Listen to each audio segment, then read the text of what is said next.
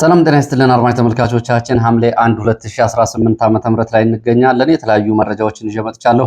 የአመሻሽ መረጃዎችን እየተከታተላችሁ አብራችሁ እንድትቆዩ ነው በአክብሮት የምጋብዛችሁ። በኢትዮጵያ ውስጥ ያለውን አጠቃላይ ወታደራዊ ሁኔታ እንዲሁም ደግሞ በሱዳን ያለውን ጦርነት የሚወስነው ስትራቴጂክ ቦታ ዛሬ በሱዳን ጦር ቁጥጥር ስር ሙሉ በሙሉ መግባቱን ዓለም አቀፍ ሚዲያዎች በስፋት እየዘገቡ ነው የሚገኙት። እነዚህ ዓለም አቀፍ ሚዲያዎች የሱዳን ጦር ወታደራዊ ቃል አቀባይ በአልቡራን በኩል ያሉትን በመጥቀስ እንደሚዘግቡት ዛሬ የሱዳን ጦር ኩርሙክ ተብላ የምትጠራውን በብሉ ናይል ወይም ደግሞ ጥቁር አባይ ግዛት ሁለተኛዋን ትልቅ ከተማ መቆጣጠሩን ሚዲያዎቹ እየዘገቡ ነው የሚገኙት።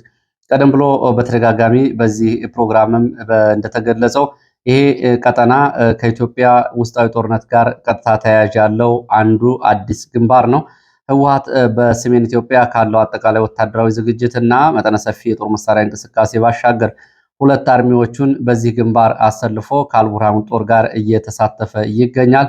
ይሄ እንግዲህ ከራያ ቀጠና፣ ከአፋር ቀጠና እንዲሁም ደግሞ ከወልቃይት ግንባርና ከሌሎቹ ግንባሮች ተለይቶ የማይታይ ግንባር ነው ለህወሓት። በዋናነት ዛሬ የአልቡርሃን ጦር ኩርሙክ ከተማን መቆጣጠሩ ወደ ኢትዮጵያ ድንበር ያለውን ቀጠና ማለት ነው የሚኖረው ወታደራዊ አንድምታ በኢትዮጵያ ውስጥ ካለው ጦርነት ጋር ተያያዥ ጉዳይ ያው በርካታ ነው ይታወቃል።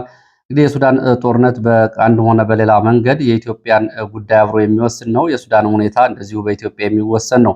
በሱዳን ጦርነት እንግዲህ ከአልቡርሃን ጎን ካሉት የኤርትራ ባለስልጣናት፣ የህወሓት ባለስልጣናትና በእግረኛ ጭምር እየተሳተፉ ያሉት የህወሓት ሰዎች ይህንን ድል እንደራሳቸው አንድ ግንባር ድል አድርገው ይመለከቱታል። ከዚህ ጋር በተያያዘ ያሉ መረጃዎችን ጨምሮ በደቡብ ጎንደር በፎገራ በሊቦ ከምከም እና በብናት አካባቢ ውጊያዎች ሲደረጉ ውለዋል። በማዕከላዊ ጎንደር በበለሳና በአካባቢው ውጊያ ነበር። በሸዋ ቀጠናም እንደዚሁ በርካታ የሚሊሻ አባላት በቡድን ወደ ፋኖ መቀላቀላቸውን የሚገልጹ መረጃዎችን ጨምሮ ሌሎች ዝርዝር የግንባር መረጃዎችን በዚህ ሰዓት ወደ እናንተ አደርሳለሁ። እናንተ አብራችሁ እንድትቆዩ ነው በአክብሮት የምጋብዛችሁ።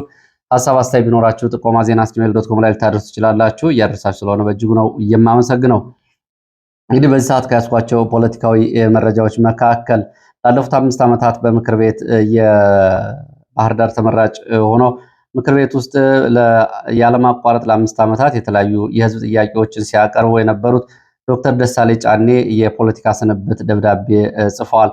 በትላንትናው ዕለት በነበረው የተወካዮች ምክር ቤት ስብሰባ መነጋገሪያ ከነበሩት ጉዳዮች አንዱ የዶክተር ደሳለኝ ጥያቄ ነበረ። ላለፉት 5 ዓመታት በዋናነት ከአብይ አህመድ ጋር በጥያቄ ተፋጠው አንገት ለአንገት ተናንቀው የነበሩት ዶክተር ደሳሌ ጫኔ ከፖለቲካና እንዲሁም ደግሞ ከአጠቃላይ እንቅስቃሴ ራሳቸውን ስለመገደባቸው ጽፈዋል። የህዝብ ተወካዮች ምክር ቤት አባል የነበሩት ዶክተር ደሳሌ ጫኔ ላለፉት 5 ዓመታት ሲያገለግሉበት የነበረውን ምክር ቤት ተሳትፎ ማጠናቀቃቸውና ማንኛውንም የፖለቲካ እንቅስቃሴ ሙሉ በሙሉ ማግላቸውን ራሳቸው ገልጸዋል። ዶክተር ደሳሌ ጫኔ ዛሬ ባሰራጩት ጽሁፍ መግለጫቸው በአብን ስም ሲያከናውኑት የነበረው የፖለቲካ አባልነትና ደጋፊነት ማቆማቸውን በመግለጽ በቀጣይ ጊዜያቸውን በሙያቸው ሀገራቸውን ለማገልገል በግሉ ሴክተር ደግሞ አዳዲስ የግል ህይወትን የሚያቃኑ ስራዎችን ለመጀመርና ለቤተሰባቸው ጊዜና ትኩረት ለመስጠት መወሰናቸውን ነው ያሳወቁት። ምንም እንኳ ቀጥተኛ ፖለቲካ ቢወጡም በአማራ ህዝብ አንድነትና በሀገራዊ ኑሮ መሻሻል ላይ በሚያተኩሩ ማህበራዊ ጉዳዮች ላይ በሙያቸው አስተዋጽኦ ማድረጋቸውን እንደሚቀጥሉም ገልጸዋል። ከዚህ ቀደም ከጠቅላይ ሚኒስትር አብይ አህመድ ጋር የነበራቸው የችግኝ ተከላ መርሃ ግብር ተከትሎ ጠቅላይ ሚኒስትሩ አብረው እንዲሰሩ ግብዣ ማቅረባቸውን በመጥቀስ ምስጋናቸውን አቅርበው እሳቸው ግን ከፖለቲካ ራሳቸውን ማግለላቸውና በሙያቸው እያስተማሩ እንደሚቀጥሉ ዛሬ ባወጡት የስንብት መግለጫ ላይ ገልጸዋል። ዶክተር ደሳሌ ጫኔ በባህር ዳር ዩኒቨርሲቲ የውሃ ምህንድስና ትምህርት ቤት መምህር ናቸው። ወደ ሙያቸው መመለሳቸውን ነው የገለጹት። ወደ ሌሎች መረጃዎች ስንሄድ ወደ ሸዋ ቀጠና የሚወስደን መረጃ ነው የሚያስከትለው። በሸዋ ጠቅላይ ግዛት መርሐቤቴ አውራጃ የሚንቀሳቀሱ ከ21 በላይ የሚሊሻ አባላት ከነሙሉ ትጥቃቸውና ስንቃቸው ወደ ፋኖ ስለማቀላቀላቸው የአማራ ፋኖ ብሔራዊ ንቅናቄ የቀጠናው ኮር ህዝብ ግንኙነት አሳውቋል። ይህን እርምጃ በገዢው ስርዓት ወታደራዊ መዋቅር ውስጥ እየተፈጠረ ያለውን መከፋፈልና መፈራረስ የሚያሳይ ነው ሲል ኮሮ ባወጣው መግለጫ አሳውቋል። ከትግልና ስልት ስነልቦና አንጻር ሲገመገም ይህን ያክል ኃይል በአንድ ጊዜ መውጣት የመዳከም የሚጀምረው ከውስጥ በሚፈጠሩ አለመግባባቶች ስለመሆኑ ይሄ ያሳያል። ወታደሩ መክዳትና የጦርነት መራዘም ይሄን ታሪክ ያሳያል ሲል ጨምሮ ገልጿል። ዛሬ በመራቤቴ አውራጃ የታየው ክስተትም ይህንን እውነታ ቁልጭ አድርጎ የሚያሳይ እንደሆነ የገለጸው መግለጫው የፋኖ ትግል ወደ ላቀ ስልታዊ ምዕራፍ ስለመሸጋገሩና የፋኖን ትግል አመኔታ አድርገው የመንግስት ወታደሮች፣ ሚሊሻዎች፣ ፖሊስና አድማ ብተናዎች ወደ ፋኖ እየመጡ መሆናቸውን ገልጿል። በአማራ ክልል ለ3 ዓመት ከቀጠለው ጦርነት ባሻገር ከ40 ሺህ በላይ የአማራ አድማ ብተና የሚሊሻ አባላት ወደ መከላከያ በቀጥታ እንዲቀላቀሉ የሚደረገው ሰሞናዊ እንቅስቃሴ እነዚህ ሚሊሻ አባላት ወደ ፋኖ ለመቀላቀላቸው እንደ ምክንያት እንደሆነም እንደዚሁ ኮሩ ገልጿል። እንግዲህ በአንድ ቀን ከ21 በላይ የሚሊሻ አባላት ወደ ፋኖ መቀላቀላቸው ሲገለጽ 17 የሚሆኑ ስም ዝርዝር እንደዚሁ ኮሩ ጨምሮ አስታውቋል። ወደ ጎንደር ቀጠና ስንሄድ በመካከለኛው ጎንደር ዞን በለሳ ወረዳ በሌሊት በተሰነዘረ ወታደራዊ የከበባ ሙከራን ተከትሎ በፋኖ በተሰጠ ያጸፋ ምላሽ በመንግስት ጥምር ጦር ላይ ለሰዓታት የቆየ ውጊያ መደረጉንና ጉዳት መድረሱን የወጡ መረጃዎች ገልጸዋል። የመረጃ ምንጮቹ እንዳመላከቱት ከበለሳ ምዕራብ በለሳ ጉሃላ ከተማ በመነሳት ጣህላ ተብሎ ወደሚጠራው ስልታዊ አካባቢ የተንቀሳቀሰው መከላከያ ሚሊሻ አድማ ብተና ጋር ነው ውጊያ የተደረገው። የፋኖ አባላት በቀድሞው የደረሳቸውን መረጃና የመልክዓ ምድር ሁኔታውን ግምት ውስጥ በማስገባት ድንገተኛ ከበባ በማድረግና የደፈጣ ጥቃት በመፈጸም ነው ያጸፋ ምላሽ እየሰጡት። ዋና ዓላማው ፋኖን ጣላ ተብሎ የሚጠራው አካባቢ ከበባ ውስጥ ለማስገባት የመጣ ኃይል እንደነበር የገለጹት የመረጃ ምንጮች በዚህ ጣህላ በተባለው ስፍራ በተደረገው ውጊያ የደረሰው ጉዳት አልታወቀም። ውጊያው በቡድን መሳሪያዎች የታገዘ እንደነበር፣ የደፈጣ ጥቃቱ በእጅ ቦምብና በፈንጅ ቦምቦች ታገዘ እንደነበር የመረጃ ምንጮቹ ገልጸዋል። የጉዳት መጠን ግን በውል አልታወቀም። ወደ ደቡብ ጎንደር የሚወስደን መረጃ አስከትላለሁ። በተመሳሳይ ከማዕከላዊ ጎንደር ወደ ደቡብ ጎንደር ስንመጣ በደቡብ ጎንደር በሊቦ ከምከም፣ በፎገራ፣ በደራ ወረዳዎች ዛሬ የተለያዩ አካባቢዎች በመከላከያ በአድማ ብተና በሚሊሻና በፋኖ መካከል ውጊያ ሲደረግ እንደነበር የወጡ መረጃዎች ገልጸዋል። የመጀመሪያውን ሊቦ ከምከም ግንባር የምንመለከት በሊቦ ከምከም፣ አምቦ ሜዳ እና ሻሞና ተብለው በሚጠሩ አካባቢዎች ነው ዛሬ ውጊያ እየተደረገው። መነሻውን ከአዲስ ዘመን ከተማ አድርጎ ወደ ብናት ወረዳ ይንቀሳቀስ በነበረ የእግረኛ ሰራዊት ላይ አምቦ ሜዳ ተብሎ በሚጠራው ስልታዊ ቦታ ላይ የደፈጣ ጥቃት መፈጸሙን ተከትሎ ውጊያ በአካባቢው መቀስቀሱን የመረጃ ምንጮች ገልጸዋል። ይህንን ድንገተኛ ጥቃት ተከትሎ በአካባቢው ለሰዓታት የቆየ ከባድ ውጊያ መደረጉን የገለጹት የመረጃ ምንጮች አምቦ ሜዳ አልፎ ሻሞና እና ወደ ተለያዩ አካባቢዎች በቡድን መሳሪያ የታገዘ ውጊያ እስከ ግማሽ ቀን እንደነበር ገልጸዋል። በዚህ የደረሰው ጉዳት ግን በውል አልታወቀም። ከዚህ ውጊያ ጋር ተያያዥና ተመጋጋቢ የሆነ ሌላ ንዑስ ግንባር ደግሞ ከአዲስ ዘመን ወደ አለምበር በሚወስደው መስመር ላይ ጭብጫቢ ተብሎ በሚጠራ ቦታ በአለምበር አቅጣጫ ወደዚህ ወደ እብናት አምቦ ሜዳ እንቅስቃሴ ያደርግ ከነበረ መከላከያ እግረኛ ሰራዊት ጋርም እንደዚህ ውጊያ መደረጉ ተገልጿል። ጭብጫቢ ተብሎ በሚጠራው ቦታ ከአለምበር አዲስ ዘመን ወደ ጭብጫቢ መስመር ከእግረኛው ጋር በነበረው ውጊያ ግን የደረሰው ዝርዝር ጉዳት በውል አልታወቀም። ዝርዝር ጉዳት መረጃዎች ካሉ መልሼ ወደ እናንተ የማደርስ ይሆናል።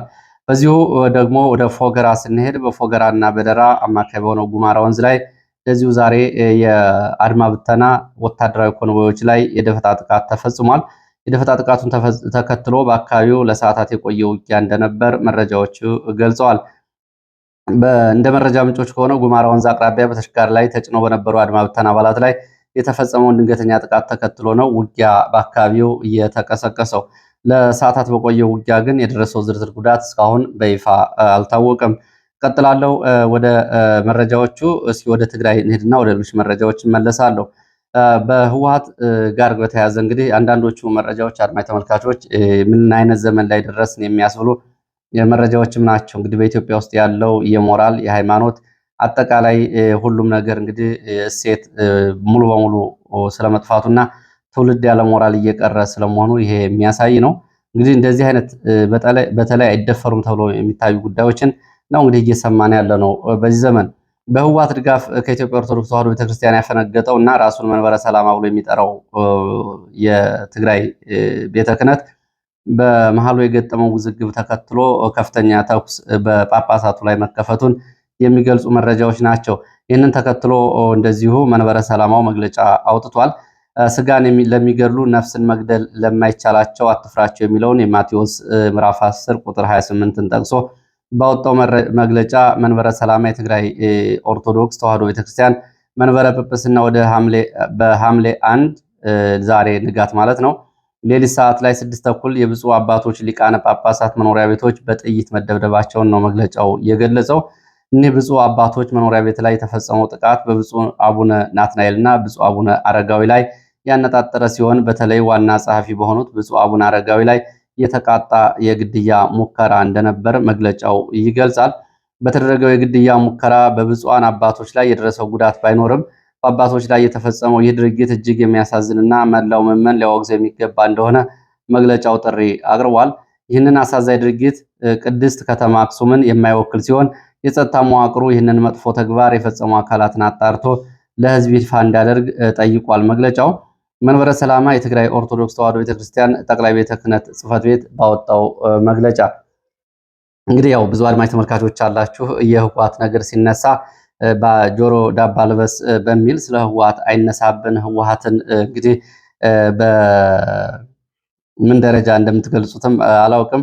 ይሄ እንግዲህ በትግራይ ውስጥ ካለው የመንበረ ሰላማ ተብሎ የሚጠራው አንድም ቀን ብዙ በተለይ የፖለቲካና ወታደራዊ ጉዳዮችን ስትራቴጂካሊ ከሚመለከቱ የሀገርን አንድነት ጉዳይ ያገባናል ከሚሉ በትግል ውስጥ ካሉ ሰዎችም ጭምር ስሙ ሲነሳ የማይሰማ አደረጃጀት ነው። ይህ አደረጃጀት የትግራይን ሀገረ መንግስትነት ግማሹን ገንጥሎ ያረጋገጠ ነው። በይፋ ከኢትዮጵያ ኦርቶዶክስ ተዋሕዶ ቤተክርስቲያን ተገንጥሏል። መገንጠሉ ብቻ አይደለም፣ የኢትዮጵያ ኦርቶዶክስ ተዋሕዶ ቤተክርስቲያን መዋቅርን ሙሉ በሙሉ እያፈረሰ ነው የሚገኘው። ከዚህ በላይ ሀገር መገንጠል፣ ከዚህ በላይ የሀገር መበተን ምንም ምልክት የለም። ሆኖም ግን ብዙዎቹ ይህንን ሲጠሩት ሰምቶ አይታወቅም። እስኪ ይሄ መንበረ ሰላማ የሚባለው የፖለቲካ መዋቅር ቡድን ያደረሳቸውን አንዳንድ በደሎች እንመልከት። መንበረ ሰላማ የተባለው ቡድን በራያ ላይ ያደረሰው መዋቅራዊ ውድመትና የፖለቲካ አጀንዳ እያስፈጸመ መሆኑን በተመለከተ በተደጋጋሚ በብዙ ዘገባዎች ወጥቷል። እንግዲህ መንበረ ሰላማ በሚል ስያሜ ከኢትዮጵያ ኦርቶዶክስ ተዋሕዶ ቤተክርስቲያን የተገነጠለው ቡድን ላለፉት 3 ዓመታት በሃይማኖት መዋቅሩ ላይ ከፍተኛ ውድመት እያደረሰ እንደሚገኝና ድርጊቱም የፖለቲካ አጀንዳ አካል መሆኑ በተለይ የሚወጡ መረጃዎች ይህንንም ያመላክታሉ። በቡድኑ ይሄ እንግዲህ የመንበረ ሰላማ የሚባለው የህወሓት ያው የሃይማኖታዊ ክንፍ ፖለቲካዊ ቡድን ነው። በዛታ ወረዳ፣ በኮረም ከተማ፣ በወፍላ ወረዳ፣ ባለማጣ ከተማ፣ በራያ አለማጣ ወረዳ፣ በራያ ባላ እነዚህ በኢትዮጵያ ኦርቶዶክስ ተዋሕዶ ቤተክርስቲያን አዲስ ራያ ሀገረ ስብከት ተብሎ የተቋቋሙ ሀገረ ስብከቶች ናቸው። በእነዚህ ወረዳዎች ውስጥ በህወሓት ታጣቂዎች በመደገፍ ከ218 በላይ አብያተ ክርስቲያናትን መዋቅር ሙሉ በሙሉ አፍርሷል። ከዋናው ኢትዮጵያ ኦርቶዶክስ ተዋሕዶ ቤተክርስቲያን መዋቅር እንዲገነጠል አድርጓል። በእነዚህ አካባቢዎች የተፈጸመ ባለው መዋቅራዊ ጥሰት ሳቢያ ከ515 በላይ ካህናት ወደ ወልዲያ፣ ቆቦ፣ ደሴ፣ ወደ አዲስ አበባ፣ ወደ ዋግ ኽምራ፣ ሰቆጣና ወደ ሌሎቹ የኢትዮጵያ አካባቢዎች ተበትነዋል። 18 በላይ የሀገረ ስብከት መሪዎችና የደብር አስተዳዳሪዎች እንዲታሰሩ ተደርገዋል። የቤተ ክርስቲያኑ የኢትዮጵያ ኦርቶዶክስ ተዋሕዶ ቤተክርስቲያን ማህተሞችና ህጋዊ ሰነዶች እንዲወድሙ እንዲዘረፉ ተደርጓል። ይህ ቡድን ያሰማራቸው ታጣቂዎች በአካባቢው በሚያደርጉት ጫና ምክንያት የራያ ቀጠና ህዝብ ማህበረሰቡ ሃይማኖታዊ በዓላትን በነፃነት እንዳያከብር አድርጓል። ይሄ ቡድን በተለይ የዘንድሮ የ2018 ዓ.ም የጥምቀት በዓል ባለማጣ ከተማ በደማቅ ሁኔታ ከሚከበርባቸው የኢትዮጵያ አካባቢዎች አንዱ ነበረ፣ አልተከበረም። ይሄ እንዳይከበር ያደረገው ደግሞ የመንበረ ሰላማ የሚባለው ነው። ለምን በእኛ መዋቅር ውስጥ ካልገባ ብሎ ታጣቂ በማሰማራቱ ነው። ታዛቢዎች እንግዲህ መረጃዎቹ እንደሚያመላክቱት የመንበረ ሰላማ ቅስቀሳ ከሃይማኖት የዘለለ ፖለቲካዊ ግብ ያለውና የትግራይን ሀገርነት ግማሽ መንገድ ያረጋገጠ ነው። ብዙ ሆኖም ግን ብዙም ትኩረት አልተሰጠውም። ይሄ የሚያሳየው እንግዲህ ያለውን የፖለቲካ አረዳድ ምልከታ ነው። እንግዲህ በህወሓት አሁን ያዘጋጁ ያለውን ሰራዊት ተከትሎ ምናልባት ትግራይ ሙሉ በሙሉ ፖለቲካዊ ጫና ሳይኖርበት የሚቆጣጠር ከሆነ ነገ ሊያደርገው የሚችለው እሱን ነው። ለዚህም ግማሽ መንገዱን ሄዷል። ከኢትዮጵያ ኦርቶዶክስ ተዋሕዶ ቤተክርስቲያን መዋቅሩን ነጥሏል። ለማንኛውም እነዚህ አባቶች ትናንትና የግድያ ሙከራና በጥይት መኖሪያ ቤታቸው የተደበደቡት የአክሱም አባቶች ሰሞኑን በህወሓት እየተደረገ ያለውን አፈሳ በመቃወማቸው የቆሎ ተማሪዎች ወደ ወታደራዊ ተቋማት የአፈሳና ግድያ አፈሳና የጅምላ ወታደራዊ ገፈፋዎችን በመቃወማቸው እንደሆነ መረጃዎቹ ያሳያሉ። እንግዲህ ከነዚህ ውስጥ በነገራችን ላይ በተለይ በጸያፍ ስድቦቻቸው የሚታወቁ አባቶችም አሉ። እንደና አባ ሰረቀ ያሉ ለሚዲያ እንኳን ለሃይማኖት አባት በሚዲያ እንዲሁም ደግሞ ሰው ሊሰማቸው የማይገቡ ጸያፍ ስድቦችን ነው እንግዲህ በህወሓት ጦርነት ጊዜ በተለይ አማራን እየጠሩ ሲሳደቡ የነበሩት። ወደ ሌሎች መረጃዎች እሄዳለሁ። በግብጽ የሚገኙ ኢትዮጵያውያን ከፍተኛ ሰቆቃ ውስጥ መሆናቸውን ሁማን ራይትስ ዎች ገልጿል። ያው እንግዲህ ግብጽ ናት። ትላንትና ግብጽና አርጀንቲና በነበራቸው ጨዋታ በግብጽ ላይ የግልጽ የሆነ መድሎ ተፈጽሟል። የግብጽ ብሔራዊ ቡድን ላይ ግልጽ የሆነ መድሎ ተፈጽሟል። ይህንን ብዙዎቹ እንግዲህ ከኢትዮጵያ የአባይ ፖለቲካና የዘመናት የግብጽና የኢትዮጵያ ተቃርኖ አንጻር ብዙዎቹም ሲመለከቱት ለማየት ተችሏል። ለማንኛውም በዓለም አቀፍ የሰብአዊ መብት ተሟጋች ሂውማን ራይትስ ትናንትና ባወጣው መግለጫ በግብጽ የሚኖሩ ኢትዮጵያውያን ስደተኞችና ጥገኝነት ጠያቂዎች ያለምንም በቂ ምክንያት እየታሰሩ ወደ ሀገራቸው እየተባረሩ መሆኑን አስታውቋል። መንስኤው እስራቱና ስደቱ እየተፈጸመ ያለው በግብጽ መንግስት አስተዳደር መዘግየት ምክንያት የመኖሪያ ፈቃዳቸውን ማደስ አልቻላችሁም በሚል ነው። በዋናነት ግን በኢትዮጵያውያን ስደተኞች ላይ ያነጣጠረ ነው። ድርጊቱን በተባበሩት መንግስታት ድርጅት የተሰጣቸውን ሰነድ የያዙ ጭምር የሚመለከት ሲሆን ከኢትዮጵያ በተጨማሪ የሱዳን፣ ደቡብ ሱዳንና የኤርትራ ስደተኞችም እንደዚሁ ሰቆቃ ደርሶባቸዋል። በዋናነት ግን በኢትዮጵያውያን ስደተኞች ላይ ያነጣጠረ ፖለቲካዊ እንዲሁም ደግሞ ሌላ የቆየ የታሪክ ቅራኑን መሰረት ያደረገ እንደሆነ ነው መግለጫው የሚገልጸው። እንግዲህ 2025 ጀምሮ ላለፈው አንድ ዓመት ሲፈጸም እንደነበር መረጃዎች ገልጸዋል። ወደ ምዕራብ ኢትዮጵያ የመስለን መረጃ አስከትላለሁ። በምዕራብ ኢትዮጵያ ኩርሙክና አካባቢ ያለውን ወታደራዊ ሁኔታ በተመለከተ ያለው መረጃ ሳደርስ የሱዳን መደበኛ ጦር በአካባቢው ባደረገው የተቀናጀ የእግረኛና የአየር ጥቃት የኩርሙክ ወይም ደግሞ በአረበኛ አልኩርሙክ ከተማን ሙሉ በሙሉ መቆጣጠሩን ገልጿል። በዚህም የፈጥኖ ደራሽ ኃይሉ ፈጥኖ ደራሽ ኃይሉና የሱዳን ህዝባዊ ነጻነት ንቅናቄ ሰሜን የሚባለው በህወሓት ታጣቂዎች መካከል በዚህ በተደረገው ውጊያ የበርካታ የሕክምና ተቋማት በኢትዮጵያ ውስጥ በተለይ በአሶሳና አካባቢ የሚገኙ በቁስለኞች ስለመሞላታቸው የወጡ መረጃዎች ይገልጻሉ። በዚህ እንግዲህ በዚህ ውጊያ የአልቡራን ጦር ጋር የህወሓት ታጣቂዎች፣ በዚህ በኩል ደግሞ የአርኤስኤፍ እና ኤስፒኤልኤም ታጣቂዎች በጋራ ያደረጉት ውጊያ ነው። ሳምንት የፈጀ ውጊያ ነው። ዛሬ እንግዲህ በአሶሳ ከተማ በሚገኙ ሆስፒታሎች እንዲሁም ወደ አዲስ አበባና ወለጋ በርካታ ቁስለኞች ስለመላካቸው የገለጹት የመረጃ ምንጮች በተለይ በአሶሳ ቀጠና ኦዞ እና ሻንጉል ሆስፒታሎች ሙሉ በሙሉ በቁስለኞች ሲሞሉ፣ በኢትዮጵያ መከላከያ ሰራዊት የተቋቋሙ ጊዜያዊ ወታደራዊ ካምፖችም የአርኤስኤፍ እና የኤስፒኤልኤም ታጣቂዎች ቁስለኞች ተሞልተዋል ነው ያሉት። እንግዲህ ይህንን በተመለከተ እስኪ የሱዳን ሚዲያዎች ያሏቸውን ጉዳዮች ወደ እናንተ ላድርስ። የሞባይል ኪያን አነባ በሚል የሚጠራው ተንቀሳቃሹ ብርጌድ አዛዥ ኮሎኔል አባዲ አልጣሂር የሱዳን መከላከያ ሰራዊት ዛሬ በሀገሪቱ ደቡብ ምስራቅ ሰማያዊ ጥቁር አባይ ግዛት ወይም ደግሞ ብሉ ናይል ግዛት የምትገኘውን አልኩሩክ ከተማን ሙሉ በሙሉ መቆጣጠሩን ከቦታው በመሆን መግለጫ ሰጥቷል። ኮሎኔል አባዲ አልጣሂር በሰጠው መግለጫ በሱዳን በተካሄደ ባለው የእርስ በርስ ጦርነት የሱዳን መደበኛ ጦር ከአጋዥ ኃይሎቹ ጋር በመሆን እንግዲህ አጋዥ ኃይሎች አንዱ ህወሓት ነው፣ በኩርሙክ ወታደራዊ ዘርፍ ደቡብ ምስራቅ አቅጣጫ ከፍተኛ መሻሻል ማሳየቱንና ቀጠናውን መቆጣጠሩን ዛሬ በሰጠው መግለጫ ገልጿል። በቁጥጥር ስር ከዋለችው አልኩሩክ ከተማ የወጡ መረጃዎች እንደሚያሳዩት የሱዳን ጦር በወሰደው የተቀናጀ ጥቃት ሚሊሻ ሲሉ የጠሩት የአርኤስኤፍ ኃይል፣ ህዝባዊ ድጋፍ ሰጭ እና እንዲሁም ደግሞ ኤስፒኤልኤም በጋራ ስለመደምሰሳቸው፣ ከፍተኛ ውድመት ስለማስተናገዳቸው፣ ወታደራዊ ቁሳቁሶችና በሰውና በንብረት ላይ ከፍተኛ ውድመት እንደደረሰ ዛሬ ቆጠራ እየተደረገ እንደሆነ ነው የገለጸው። ይህ ስኬት የሱዳን ጦር በቀጠናው ያለውን ይዞታ ለማጠናከር ትልቅ ስትራቴጂክ ጠቀሜታ ያለውን ቦታ መቆጣጠሩን ገልጿል። ኢትዮጵያ፣ ደቡብ ሱዳንና ሱዳን ብሉ ናይል ግዛትን የሚያገናኝ ቦታ ነው። የሱዳን ጦር ይህን ባወጣው መግለጫ ደግሞ በሌላ መግለጫው ደግሞ ዛሬ የላቀ ቴክኖሎጂ ኤፍኤች 95 ተብሎ የሚጠሩ ስትራቴጂካዊ ድሮኖችንም መቶ መጣሉን ነው እየገለጸው። በተለይ አንዳርባ ተብሎ በሚጠራ አካባቢ እነዚህን ድሮኖች መቶ ጥሏል። በቁጥጥር ስር የዋሉ ድሮን ስብርባሪዎችንም እንደዚሁ ምስሎቹን ይፋ አድርጓል። የቱርኩ አናዶሉ ሚዲያ ደግሞ የወታደራዊ ባለስልጣናትን በመጥቀስ የአናዶሉ ዜና ወኪል ወታደራዊ የሱዳን ምንጮችን በመጥቀስ ማለት ነው እንደዘገበው የሱዳን ጦርና አጋር ኃይሎች ተከታታይ ወታደራዊ ዘመቻ በማካሄድ ከተማዋን መልሰው መቆጣጠር የቻሉት በፈጥኖ ደራሽ ሰጭ ኃይል ወይ ደግሞ አርኤስኤፍ እና በሱዳን ህዝባዊ ነጻነት ኤስፒኤልኤም ላይ ድል በመቀዳጀት እንደሆነ ዘግቧል።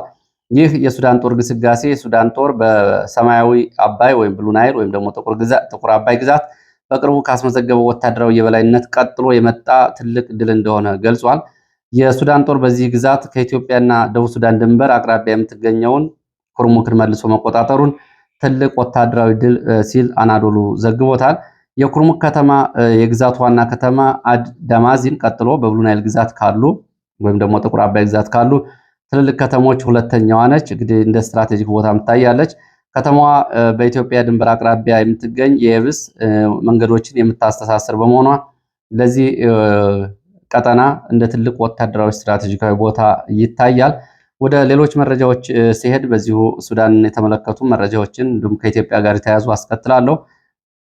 በማዕከላዊ አፍሪካ በሱዳን አዋሳኝ ከሩሲያ አጋሮች ጋር ዋግነር አፍሪካ ኮርፕስ የተባለው ቡድን ከሱዳን ጋር በምትገናኘው የድንበር ከተማ አምዳፎክ ላይ የነበረውን ቁጥጥር እና በታጣቂዎች ተይዞ የነበረውን ቦታ መልሶ መቆጣጠሩ ተገልጿል። ከተማዋ ለ4 ቀናት ያህል ብሔራዊ ንቅናቄ ጥምረት ናሽናል አዌኪንግ ኮሊዥን ተብሎ በሚጠሩ የታጠቁ ኃይሎች እጅ ወድቃ ነበረ። አሁን በሩሲያና በዋግነር ቡድንና በተባባሪዎቹ ነፃ ወጥታለች። ያው የዋግነር ቡድን 2 ሄሊኮፕተሮች በእነዚህ ታጣቂዎች ተመቶ መውደቁ ይታወቃል፣ በማሊም ጭምር ማለት ነው። በሰሜን ሱዳን ኮርዶፋን ግዛት ውስጥ ተሽከርካሪን ኢላማ ባደረጉ 2 የተለያዩ የድሮን ጥቃቶች በትንሹ 15 ንጹሃን ዛሬ መገደላቸውን ሱዳን የወጡ መረጃዎች ገልጸዋል። ከተገደሉት መካከል 5ቱ ወደ ሰርግ በመጓዝ ላይ የነበሩ ሴቶች ሲሆኑ በመረጃው መሰረት ልማቶችም ተቋማትም በአውሮፕላንና የድሮን ድብደባ ወድመዋል ብሏል። በሱዳን ኦምዱርማን በስተምዕራብ በሚገኘው ካርቱም አቅራቢያ ማለት ነው የውጭ ንግድ መስመር ላይ የፈጥኖ ደራሽ ኃይሉ ባደረሰው የድሮን ጥቃት አንድ ቤተሰብ አባላትን ጨምሮ ዛሬ 5 ሰዎች ተገድለዋል። 10 የሚሆኑ ደግሞ ሌሎች መቁሰላቸውን የሱዳን ሐኪሞች መረብ የተባለ ሚዲያ ማህበር ገልጿል። በሱዳን መካከለኛው ክፍል አልጀዚራ ተብሎ የሚጠራው አካባቢ አልሙታሲላ በተባለ መንደር በስተምስራቅ በሚገኝ አካባቢ የሰው አልባ ድሮኖች በሱዳን ጦር መቶ መጣሉን ገልጿል። እነዚህ ድሮኖች አንዱ የተከሰከሰ ሲሆን ሌላው ግን ተመቶ የወደቀ ነው። 2 ድሮኖች መቶ መጣሉን የገለጸው እንግዲህ በዚህ ባሻገር ወደ ምስራቅ አፍሪካ ያሉትን የጦር መሳሪያ የወታደራዊ ስምሪቶችና በአውሮፕላን እየተጓጓዙ ያሉ የጦር መሳሪያዎችን በተመለከተ የቱርክ አየር ንብረት የሆነው 2 ኤ400ኤም የሚባሉ ግዙፍ ወታደራዊ የጭነት አውሮፕላኖች የምዝገባ ቁጥር 170080 እና 160055 ከቱርክ ተነስተው ወደ ደቡብ ምዕራብ ግብጽ ወደሚገኘው ምስራቃዊ ናት ተብሎ ወደሚጠራ አየር ማረፊያ በመብረር ጦር መሳሪያ ያራግፈዋል። ይህ አየር ማረፊያ በሱዳን ፈጥኖ ደራሽ ኃይል ላይ ጥቃት ለሚሰነዝረው የቱርክ ኢንኪች ድሮኖች እንደሚያስተናግድ ይታመናል። ያው እንግዲህ በዚህ የድሮን ድብደባ ላይ ቱርክ እየተሳተፈች ነው ከአልቡርሃን ጎን በመሆን ለዚህ ነው እንግዲህ አርኤስኤፍ ላይ ድብደባ ለመፈጸም ይህንን ያደረገችው ነው የሚለው ዘገባው። የተባበሩት አረብ ኤሚሬትስ ከቻይና እና ወደ ሊቢያ የሚደረጉ የጭነት በረራዎችም የጦር መሳሪያዎች ለዚሁ ቀጥለዋል። ወደ ኢትዮጵያ በተለይ የፒኮ ቶክስ ተብሎ የሚጠሩ የቢ 747 409ኤፍ የጭነት አውሮፕላኖች ከኤሚሬትስ አላይን ተነስተው ወደ ኢትዮጵያ እና ወደ ሊቢያ የጦር መሳሪያ ጭነው መግባታቸውንም የበረራ መረጃዎች ያሳያሉ። ለሰዓት የነበሩኝ ቀጠናዊ፣ ሀገራዊ እንዲሁም ደግሞ ክልላዊ መረጃዎች እነዚህን ይመስሉ ነበር። ስለተከታተላችሁ በእጅጉ አመሰግናለሁ። ሐምሌ 1 2018 የአመሻሽ ዘገባዎች እነዚህን ይመስላሉ። መልካም ጊዜ